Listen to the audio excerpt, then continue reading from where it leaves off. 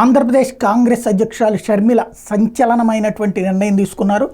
తను మొన్న ఎలక్షన్స్కి ముందు పీసీసీ చీఫ్ అయ్యారు. ఆ తర్వాత అభ్యర్థుల ఎంపిక అంతా కూడా తనే చూసుకున్నారు.